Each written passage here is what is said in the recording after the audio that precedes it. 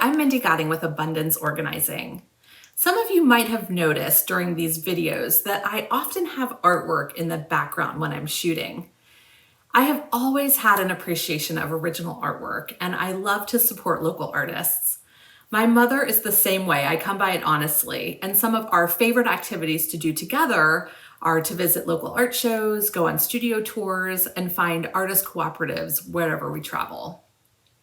Whenever I bring home a new piece of art, my husband describes it as all the art in the house swirls around because I hang and rehang pieces throughout the house until my newest find is featured in a way that I enjoy. That personal interest in artwork has translated to our work with Senior Moves, highlighting favorite pieces of art that have been curated from a collection can make a new space feel familiar and personalized. I love the visual narrative that a client's artwork tells about their style and their interests. Practically speaking, we like to use wall hanging artwork to visually anchor and define spaces. During unpacks, we found art to be especially helpful to create individual vignettes in a multi-function space like a studio apartment.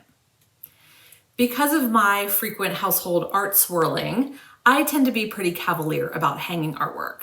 But many people, even consultants on our Abundance Organizing team, are hesitant to put art on the walls. I get it. What's too high? What's too low? How do you center it? There's so many variables. So here's your first tip. A good rule of thumb is to hang art so that its midpoint is between 60 and 65 inches from the floor.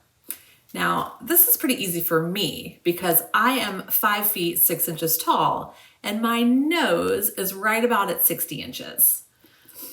Aim for the lower end of the range, more closer to 60, if most of the members in your household are on the shorter side. If the piece of artwork is acting as an anchor with a piece of furniture, then proximity matters. If you have a large piece that's hanging above, let's say a headboard or a sofa, you want the bottom of the frame to be about 6 to 12 inches above that piece of furniture. For smaller pieces, that will take them way too low. So you've got to eyeball it, which brings me to scale. I've already used the term anchor as we've discussed design benefits of artwork. A small picture hung on a large wall can really look out of balance. Look for narrow walls, such as spaces between 2 doorways or 2 windows. Or consider hanging 2 or 3 small pictures in a grouping.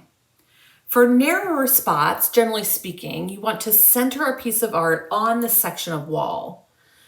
Other than not covering them, I don't worry about structural elements like light fixtures or electrical sockets. However, I have had bulkier thermostats that I've had to work around. Here's another tip. Don't hang your art before you hang your window treatments when you're in an unpack. Drapery panels can visually expand a window, but that narrows the width of the wall that is visible behind it. You may need to shift a piece of artwork off structural center in order to have it look balanced visually. When you're first getting started, it's helpful to have a buddy to step back and help you evaluate placement and scale from a distance. During our in-person and virtual sessions, our consultants can advise on art placement or even help deciding what pieces to keep when downsizing. Let us be a resource. As always, we would love for you to send us photos of your projects or your art. Happy organizing.